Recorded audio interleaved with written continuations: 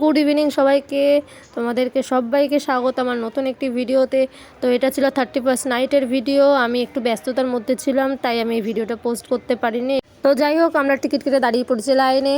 তো এই নাগরদোলার সিটগুলো সবকটা ফাঁকা ছিল, বিকজ সবকটা সিট ভাঙা ছিল, তাই আমরা প্রথমটায় চড়তে পারিনি, পরেরটাই চড়েছি। আর আমার নাগরদোলার পার্টনার সবসময় আমার বোন থাকে, যেহেতু ও রাইড চড়তে ভালোবাসে, আমিও রাইড চড়তে ভালোবাসি। আমাদের দাদা ভাইয়ের সাথে আমি রাইড চড়তে পারি না, বিকজ ওর একটু উঁচু জায়গাতে ফোবিয়া রয়েছে। তো যার কারণে আমাকে একা একা চড়তে হয়, না হলে আমাকে অন্য কারোর সাথে পার্টনারশিপ করে আমাকে চড়তে হয়। তো আমরা এখন সবার উপরে রয়েছে, এখনো নিচে লোক বসাচ্ছে। তো দেখো, আমি ওপর থেকে ভিডিও করছিলাম, আর বোন পাশ দিয়ে শুধু ওয়ার্নিং দিয়েছিল যাতে ফোনটা পড়ে না যায়। তো দেখো, ওপর থেকে মেলাটা খুব সুন্দর লাগছিল।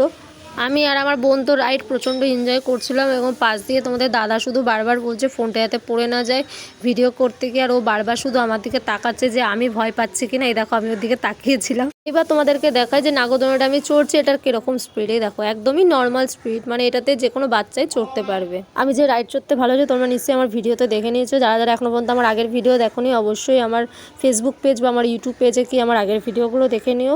তো এই ভিডিওটা ভালো লাগলে লাইক কমেন্ট শেয়ার করবে, আর যারা রাইড চড়তে ভালোবাসো কমেন্ট করবে।